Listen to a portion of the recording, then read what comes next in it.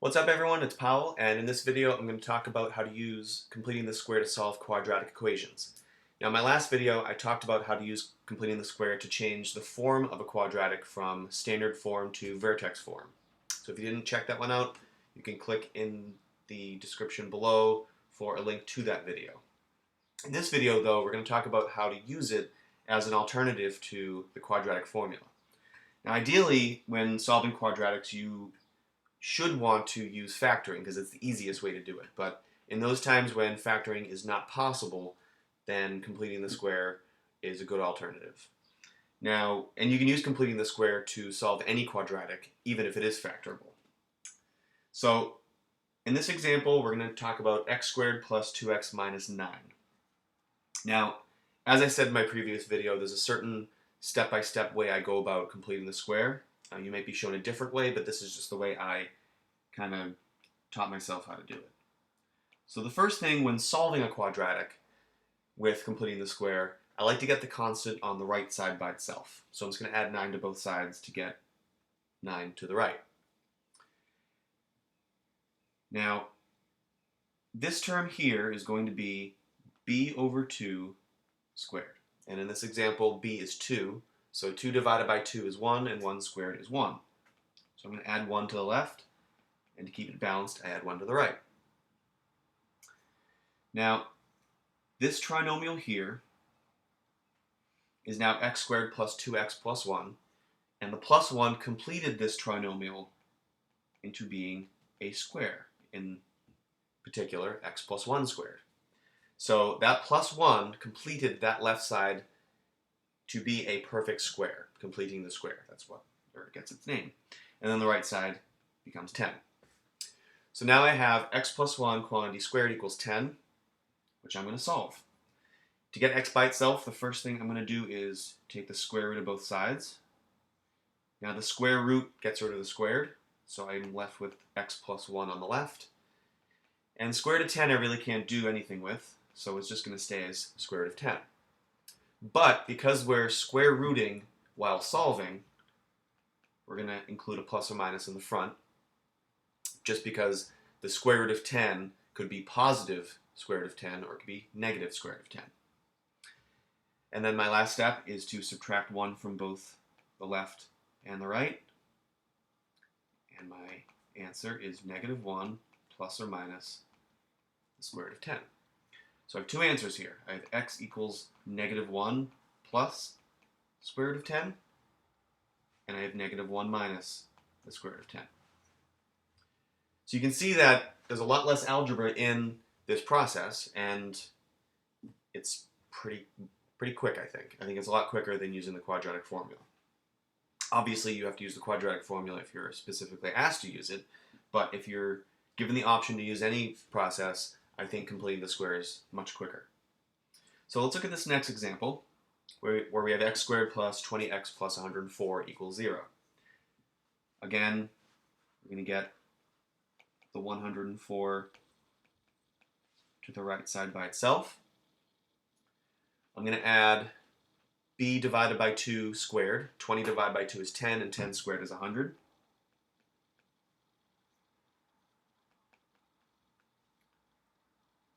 And then this trinomial's completed, so it becomes x plus b over 2 squared, or x plus 10 squared. Remind me later, thank you. And then negative 104 plus 100 is negative 4.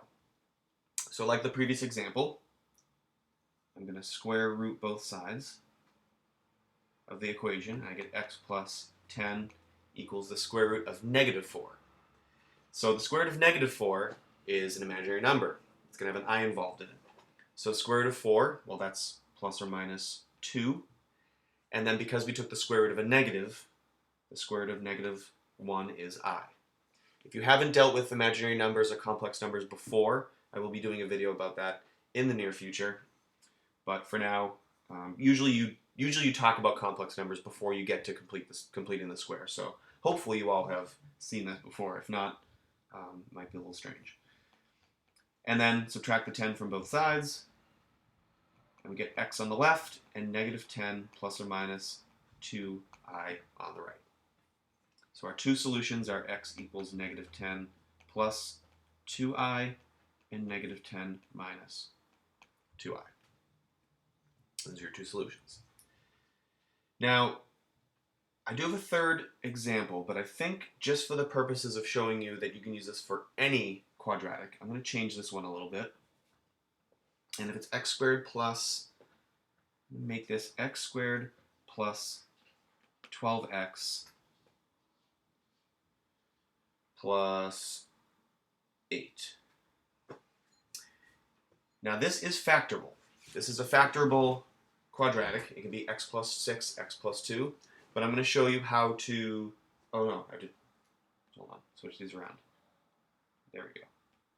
That's better.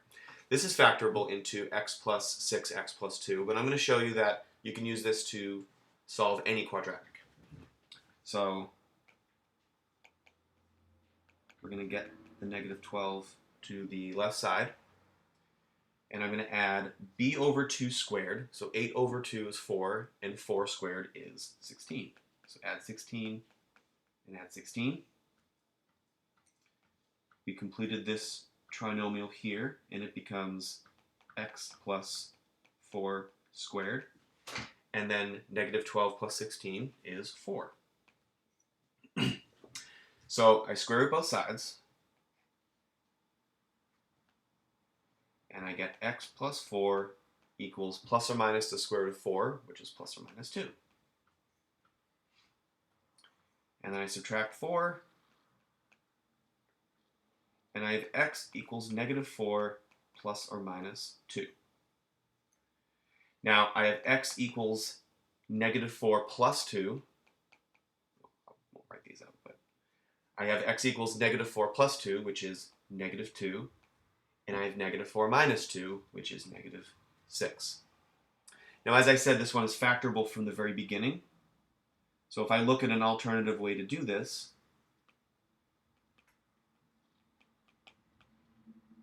I mentioned that this can be factored into x plus 6 and x plus 2. And if I split this up and solve, I get x plus 6 equals 0, x plus 2 equals 0, and then x equals negative 6, x equals negative 2. So as I said, you can solve any quadratic using the completing the square method. If it's factorable, obviously it's a lot quicker to factor and solve, but I just wanted to show you that you can use it to solve any quadratic. And as I said before, I think it's a lot quicker and a lot easier than quadratic formula. So if you like this video, please subscribe and comment below on any topics you'd like me to cover in the future. And I will be continuing my completing the square series and talking about conic sections next time, which is a little bit fun because it's double completing the square. So stay tuned. Thanks for watching.